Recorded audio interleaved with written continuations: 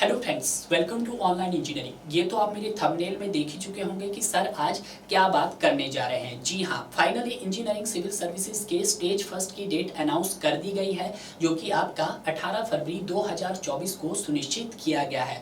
ऐसे में वो स्टूडेंट जो इंजीनियरिंग सिविल सर्विसेज को टारगेट कर रहे थे, तो यहाँ पर मोस्टली 3 टाइप के स्टूडेंट हो गए। अगर मैं टाइप फर्स्ट की बात करता हूँ तो वो स्टूडेंट जो रैंक के लिए अपनी तैयारी कर रहे हैं, जिनको अच्छा रैंक चाहिए, और दूसरी कैटेगरी के वो स्टूडेंट जिनकी तैयारी तो बहुत अच्छे से है, बट लास्ट स्टेज में उनको ये लग रहा है कि सर हमारा सिलेक्शन हो भी पाएगा या नहीं हो पाएगा, क्योंकि उनका प्रॉपर रिवीजन नहीं हो पा रहा है। क्लियर है। और थर्ड टाइप के स्टूडेंट वो है जिन्होंने फॉर्म फिलअप किया है, स्टार्टिंग के 1 या 2 मंथ में बहुत अच्छी तैयारी की है, क्योंकि उनके अंदर मोटिवेशन था। क्योंकि हो सकता है वो कॉलेज के लास्ट ईयर में थे, वहाँ पे बहुत सारे मोटिवेशनल स्पीकर आए होंगे, तो उनसे उनको मोटिवेट हुआ होंगे और कहीं ना कहीं उन्होंने कोचिंग की तरफ मूव किया होगा कि मुझे भी इंजीनियरिंग सिविल सर्विसेज में अपना कैरियर बनाना है। बट किन्हीं कारणोंवश वो पूरा नहीं हो पाया। उन्होंने कुछ डिफरेंट एक्सक्यूज निकाले और उन एक्सक्यूज की वजह से उन्होंने प्रॉपरली अपनी स्टडी नहीं कर पाए। तो मैं यहाँ तीनों ही फॉर्मेट के स्टूडेंट की बात कर रहा हूँ। क्लियर है।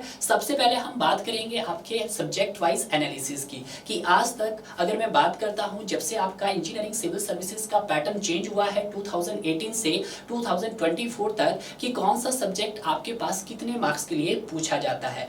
इस एनालिसिस से आपको ये अंदाजा मिलेगा कि सर आपको कौन सा सब्जेक्ट पढ़ना चाहिए और कौन सा सब्जेक्ट नहीं पढ़ना चाहिए। मैं आपको ये तो नहीं कहूंगा कि सर सब्जेक्ट नहीं पढ़ना है, बट हाँ ये कह सकता हूं कि कौन से सब्जेक्ट में आपको सबसे ज्यादा कंसंट्रेट करना है और कौन से सब्जेक्ट में आपको कम कंसंट्रेट करना है। थोड़ा एक नजर डालिएगा जरा। यहाँ पे अगर हम बात करते हैं आपके सब्जेक्ट वाइज एनालिसिस की, तो सबसे पहले हम बात करते हैं आपके बिल्डिंग मटेरियल की। बिल्डिंग मटेरियल में अगर हम देखते हैं तो 2018 में टोटल 13 क्वेश्चंस आपसे पूछे गए थे। यार बिल्डिंग मटेरियल का अगर आप इंजीनियरिंग सिविल सर्विसेज का सिलेबस देखोगे तो कम से कम आपके पास 7 से 8 यूनिट ही है, और उन 7 से 8 यूनिट से ही आपके पास टोटली कितने क्वेश्चन पूछे जा रहे हैं? 13 क्वेश्चन पूछे जा रहे हैं। क्लियर है। 2019 में फिर अगेन इससे 14 क्वेश्चन पूछे गए हैं, 20 में इससे 14 क्वेश्चन पूछे गए हैं, 21 में 13 क्वेश्चन पूछे गए हैं, और 22 में यहाँ पर 11 क्वेश्चन पूछे गए हैं। तो ऐसे में क्या आपको बिल्डिंग मटेरियल पढ़ना चाहिए? जी हाँ, पढ़ना चाहिए, क्योंकि बिल्डिंग मटेरियल में इतना पढ़ने लायक है ही नहीं कुछ। पूरा का पूरा थ्योरी बेस्ड है। अगर आप उसको कम से कम 2 या 3 बार अच्छे से रिवाइज कर लेते हैं, तो मैं मानता हूं कि कोई एवरेज स्टूडेंट भी अगर 13 क्वेश्चंस पूछे गए हैं तो वहां से 10 क्वेश्चन तो वो भी सही करके आएगा, क्योंकि इतने टफ क्वेश्चंस एग्जाम नहीं पूछता। क्लियर है। उसी तरह से हम बात करते हैं आपके सॉलिड मैकेनिक्स की, जिसको आप as a strength of materials count कर सकते हैं with included engineering mechanics. Clear है। तो अगर हम बात करते हैं 2018 में टोटल 16 क्वेश्चंस पूछे गए थे, 19 में 19 क्वेश्चन पूछे गए थे, 20 में 18, 21 में 15 और 22 में 18। अब जब बात करते हैं हम सॉलिड मैकेनिक्स की, तो सॉलिड मैकेनिक्स आपके लिए काफी इंपॉर्टेंट सब्जेक्ट बन जाता है। क्लियर है। अगर ये सब्जेक्ट आपका स्ट्रॉन्ग है तो कहीं ना कहीं आप सिलेक्शन की एक स्टेज पार कर चुके होते हैं। क्लियर है। तो उसी तरह से हम बात करते हैं स्ट्रक्चरल एनालिसिस की। यहाँ पे अगर हम बात करते हैं ऑनलाइन इंजीनियरिंग के प्लेटफॉर्म पे, तो अभी हमारा रिसेंटली स्ट्रक्चरल एनालिसिस का ESC PYQs कवर हो रहा है। क्लियर है। बहुत सारे स्टूडेंट का मानना ये भी होता है कि सर ये सब्जेक्ट्स हमें बहुत ज्यादा टफ लगता है, इस सब्जेक्ट्स को हमें नहीं पढ़ना चाहिए। मैं आपको बार बार कह रहा हूं कि जिन सब्जेक्ट को आप टफ बोलते हैं वो आपके लिए टफ नहीं होते हैं। उनको सिर्फ आपको 1 या 2 बार पढ़ोगे तो सब्जेक्ट आपको इतने ईजी लगेंगे कि जो सब्जेक्ट आपने 4 बार पढ़ चुके होंगे वो सब्जेक्ट भी आपको टफ लगेंगे। क्लियर है। क्योंकि सिविल इंजीनियरिंग के अगर हम सब्जेक्ट की एनालिसिस करते हैं तो आपको 2 पार्ट्स के अंदर डिवाइड करते हैं। एक पार्ट रहता है आपका जो आपके स्ट्रक्चर वाले सब्जेक्ट होते हैं, और दूसरा रहता है non structural subject. Non structural subjects में हम बात करते हैं जैसे आपका सर्वेइंग हो गया, इरिगेशन हो गया, हाइड्रोलॉजी हो गया, आपका इन्वायरमेंटल हो गया, सॉइल मैकेनिक्स हो गया। उन सब्जेक्ट का अगर हम रेशो देखते हैं तो आपका वहां पर 60-40 का रेशो है। 60% आपके पास वहां पे थ्योरी कवर करना होता है और 40% आपको वहां पे न्यूमेरिकल प्लस कंसेप्ट कवर करना होता है।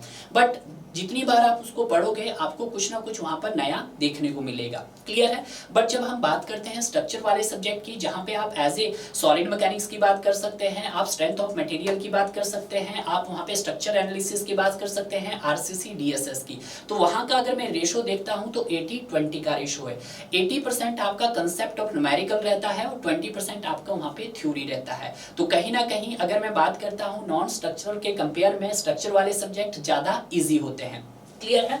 उसी तरह से हम स्ट्रक्चर एनालिसिस की बात करते हैं। 2018 में 12 मार्क्स का, 19 में 12 मार्क्स का, 20 में 7 मार्क्स का, 21 में 5 मार्क्स का और 22 में 9 मार्क्स का पूछा गया था। क्लियर है। अब बात कर लेते हैं डिजाइन ऑफ स्टील स्ट्रक्चर्स की। तो 2018 में 8 मार्क्स का है, 9 में आपके 19 में आपका 8 मार्क्स का है, 20 में 8 मार्क्स का है, 21 में 13 मार्क्स का है। मैंने आपको कहा था ना, यहाँ देखिएगा design of steel structure 8 marks का था, अचानक 2021 में ऐसा क्या हुआ कि उसने 13 मार्क्स का पूछ लिया। तो ऐसे में वो स्टूडेंट जो शायद ये सोचते हैं कि सर मैं structure analysis, design of steel structures को क्या कर रहा हूँ, स्किप कर रहा हूँ। तो अगर आप इन दो सब्जेक्ट को स्किप कर रहे हैं तो आप ऑलमोस्ट 150 में से 20 क्वेश्चन आप हटा रहे हो। तो क्या आपका 130 में से क्या आप 100 क्वेश्चन सही कर पाओगे? अपने आप को खुद को देखिएगा, ठीक है। इसीलिए कहता हूं कि आपको सारे के सारे सब्जेक्ट को इक्वली पढ़ना है। क्लियर है। उसी तरह से हम बात करते हैं जियो टेक्निकल की आपकी। तो 2018 में 17 मार्क्स का था, 19 में 13 मार्क्स का था, 20 में 14 मार्क्स का था, 21 में 12 मार्क्स का था और 22 में आपके पास 13 मार्क्स का पूछा गया था। क्लियर है। अब बारी आती है इन्वायरमेंटल इंजीनियरिंग की। तो 2018 में 16 मार्क्स का था, 19 में आपके पास 12 मार्क्स का था, 2020 में 12 मार्क्स का था, 21 में आपके पास 11 का था और 22 में भी आपके पास अगेन 11 मार्क्स का था। क्लियर है। उसी तरह से अगर हम बात करते हैं आपकी इंजीनियरिंग हाइड्रोलॉजी की, हाइड्रोलॉजी भी बहुत सारे स्टूडेंट को लगता है कि सर इसको स्किप कर दिया जाए तो बेटर होगा, पर यहाँ देखिएगा इंजीनियरिंग हाइड्रोलॉजी और इरिगेशन को मैं कंबाइन करके अगर आपको बताऊं तो 2018 में 10 मार्क्स का था, 19 में 14 मार्क्स का था, 20 में 11 मार्क्स का था, 21 में आपके पास 14 मार्क्स का था और 22 में आपके पास 12 मार्क्स का था।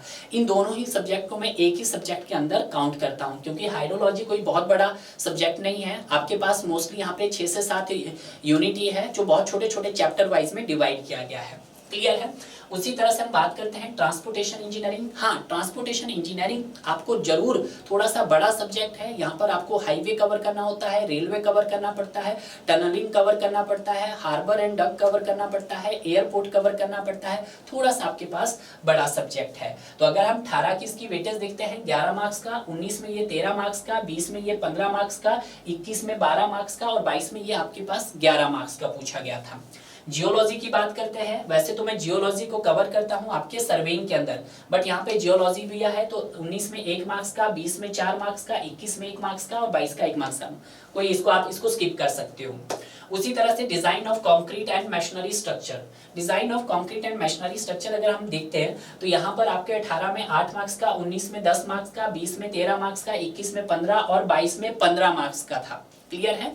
ये बात आपको ध्यान रखना है। कंस्ट्रक्शन मैनेजमेंट की बात करते हैं, यानी कि जिसको आप एज ए सीपीएम काउंट करते हैं, तो 2 मार्क्स का 18 में था आपके पास, 19 में 12 मार्क्स का, 20 में 12 मार्क्स का, 21 में 13 मार्क्स का और 22 में 12 मार्क्स का। अब स्टूडेंट देखिएगा, जब ये जो कंस्ट्रक्शन प्रैक्टिस और प्लानिंग मैनेजमेंट है आपके पास 18 में 2 मार्क्स का था और 19 वाला स्टूडेंट के माइंड में ये होगा कि सर मैं इस सब्जेक्ट को छोड़ दूं, तो उसके साथ क्या हुआ होगा? क्या इन 12 क्वेश्चन जो 19 में पूछे गए उससे क्या वो कर पाया होगा? कभी भी नहीं। ठीक है। तो आप अपने अंदर ये खुद से मत बनाइए कि मैं ये सब्जेक्ट स्किप कर रहा हूँ, ये स्किप कर रहा हूँ। एग्जामिनर का कोई पता नहीं है कौन सा सब्जेक्ट कितने मार्क्स के लिए पूछ सकता है। क्लियर है। जब आपको यहाँ पर सिलेबस में मेंशन कर दिया गया है तो उसको आपको इक्वली पढ़ना है, इक्वली वेटेज के साथ स्टडी करनी है। क्लियर है। नेक्स्ट देखते हैं। लास्ट में अगर आप यहाँ पे देख सकते हैं तो आपके पास ये है फ्लूइड मैकेनिक्स और आपके पास हाइड्रोलिक मशीन। तो यहाँ पे 2018 में टोटल 32 क्वेश्चन पूछे गए थे भाई। ठीक है। अब 32 क्वेश्चन पूछे गए, तो 19 में 12 पूछे गए थे, 20 में 12 पूछे गए थे, 21 में 13 पूछे गए थे और 22 में आपके पास 13 क्वेश्चंस पूछे गए थे। क्लियर है। तो ये तो मेरी जो एनालिसिस थी आपके पास 18 से 22 की एनालिसिस थी। 23 की एनालिसिस भी मैं आपके लिए बहुत जल्दी लेके आऊंगा। आप नीचे दिए गए नंबरों पे हमें कांटेक्ट कर सकते हैं और हमें कॉल कर सकते हैं। अगर आप ऑनलाइन इंजीनियरिंग टीम के साथ जुड़ना चाहते हैं, आपका गेट का PYQ सॉल्यूशन चाहते हो, तो आप हमें कॉल कर सकते हैं। यहाँ पर ऑनलाइन इंजीनियरिंग टीम ने पिछले 92 से लेकर 2023 तक जितने भी गेट के अंदर क्वेश्चंस पूछे गए हैं उन सभी क्वेश्चंस को यहाँ पर आपको वीडियो फॉर्मेट में प्रोवाइड करवाया जाएगा। क्वेश्चन को इस लेवल से कवर करवाया गया है ताकि अभी तक आपने किसी भी कोचिंग को ज्वाइन नहीं किया है, आप अभी एज ए फ्रेशर हो, तब भी आप उन क्वेश्चंस को इजीली कवर कर सकते हैं, क्योंकि हमने क्वेश्चंस का लेवल कुछ इस तरह से कवर किया है कि क्वेश्चंस को हमने टॉपिक के साथ कवर किया है और उस टॉपिक से रिलेवेंट जितने भी मोस्ट इंपॉर्टेंट पॉइंट हो सकते हैं उन सभी पॉइंट्स को भी हमने डिस्कस किया है। सेकंड पड़ाव हमारा एसएससी जेई का है, जो आपके यूट्यूब चैनल पे आप देख सकते हैं, जो आपका चल रहा है। एसएससी जेई के क्वेश्चन को भी हमने उसी तरह से टारगेट किया है जैसे कि हमने गेट के पीवाईक्यू को टारगेट किया है। वही क्वेश्चंस जो आपके एग्जाम के अंदर पूछा गया है, टॉपिक के साथ लिंक किया गया है और उस टॉपिक से रिलेवेंट जितने भी मोस्ट इंपॉर्टेंट पॉइंट होते हैं उन सभी को भी डिस्कस किया है। अभी हम यहाँ पर रिसेंटली इंजीनियरिंग सिविल सर्विसेज को भी टारगेट कर रहे हैं, जहां पर हमारा सब्जेक्ट वाइज पीवाईक्यू भी चल रहा है। यहाँ पे जो सब्जेक्ट वाइज पीवाईक्यू आपके कवर हो चुके हैं वो आपके ऑलमोस्ट कंप्लीट हो चुका है। बहुत जल्दी आपको यहाँ पर इंजीनियरिंग सिविल सर्विसेज का पीवाईक्यू भी मिलने वाला है। इंजीनियरिंग सिविल सर्विसेज का जो पीवाईक्यू हम यहाँ पे प्रोवाइड करवा रहे हैं वो आपका 94 से लेकर 2023 तक जितने भी क्वेश्चंस आपके इंजीनियरिंग सिविल सर्विसेज में पूछे गए हैं उनको यहाँ पर हमने topic wise, unit wise, chapter wise और सब्जेक्ट वाइज कवर करवाए हैं। वही पैटर्न रहा हमारा जो हमने गेट में फुलफिल किया। क्वेश्चंस करवाया, क्वेश्चन को टॉपिक के साथ लिंक करवाया और उस टॉपिक के साथ जितने भी मोस्ट इंपॉर्टेंट पॉइंट थे उन सभी पॉइंट्स को भी हमने डिस्कस किया। तो देरी किस बात की, अगर आप चाहते हो कि सर हम इन तीनों ही फॉर्मेट से क्या अपना सिलेक्शन ले सकते हैं तो बिल्कुल ले सकते हैं। अगर आप गेट के पीवाईक्यू को कवर करते हैं तो कहीं ना कहीं आपका न्यूमेरिकली पार्ट स्ट्रांग हो जाता है। उसी तरह से एसएससी जेई में के क्वेश्चंस को अगर टारगेट करते हैं तो कहीं ना कहीं आपके जो बेसिक लेवल्स के कंसेप्ट होते हैं वो वहां से आप क्लियर कर सकते हैं। अगर आप चाहते हैं कि सर हमारा लेवल बहुत अच्छा हो तो उसके लिए हम आपके लिए इंजीनियरिंग सिविल सर्विसेज का पीवाईक्यू भी प्रोवाइड करवा रहे हैं। तो देरी किस बात की, इन तीनों ही कोर्स में इनरोल हो जाइएगा और 2024 और 2025 में अपना सिलेक्शन किसी गवर्नमेंट जॉब में पक्का कीजिएगा डियर। तो मिलते हैं आपको एक नए वीडियोस के साथ 2023 के एनालिसिस के साथ। तब तक आप पढ़ते रहिए और इसी तरह आगे बढ़ते रहिए डियर।